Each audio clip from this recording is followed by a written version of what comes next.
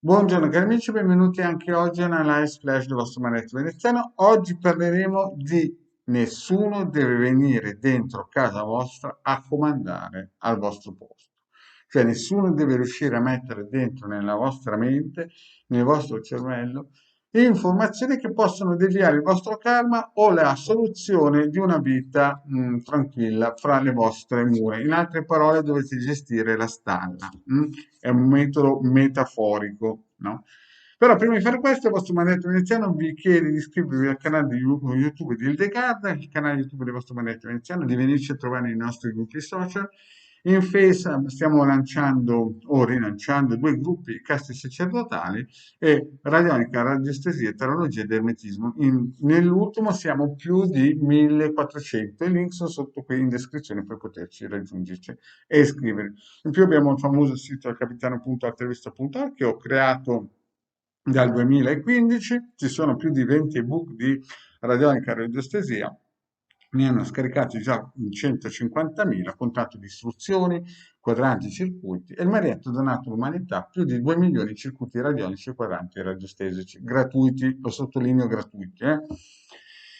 In più c'è una sezione shop dove la gente che vuole può anche comprare questo talismano amuleto ideato e creato da Hildegard Veneziano, costa 150 euro più 10 euro di spedizione. Bene, detto questo, iniziamo un po' a parlare della situazione che ci sono oggigiorno. Oggigiorno noi viviamo in un mare di New Age, no? Uno si sveglia la mattina, inventa un nuovo percorso spirituale, pum, entra nei social e fa il fuoco d'artificio. Poi vi ho già spiegato che non siamo dentro una democrazia, cioè la destra, la sinistra, questo coclea di show, no? Destra, sinistra, roba del genere. Noi siamo dentro una talassocrazia.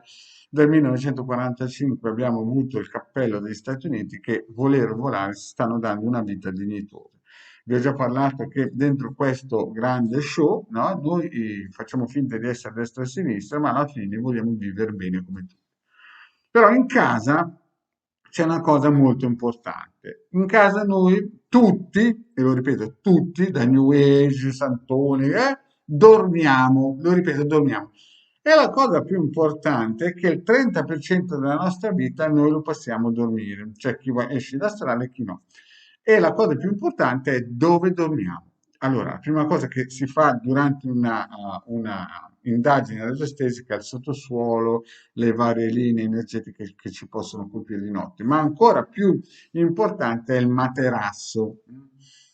Il materasso sembra una banalità, ma è molto più importante di quelle favole da settima dimensione, arrivano gli extraterrestri a salvarci, c'è l'invasione del terzo segreto di Fatima, cerchi di ferro rotolati. Allora, signori, quando io faccio delle indagini radiestetiche vedo che molte persone purtroppo o hanno fatto degli incidenti o purtroppo hanno delle posizioni sbagliate nel letto. Ma queste posizioni non sono dovute che loro si spostano a destra e a sinistra, ma è il materasso.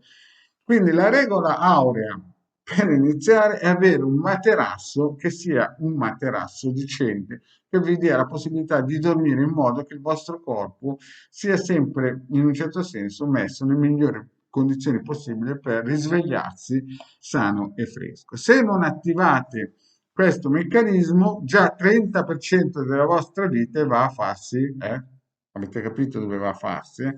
Quindi è importante che voi abbiate sempre un materasso, quindi lo testate, lo provate e vi dicendo perché anche dormire un millimetro sbagliato a 20 anni, a 30 anni, se avete ancora lo stesso materasso, vi procura un sacco di problemi.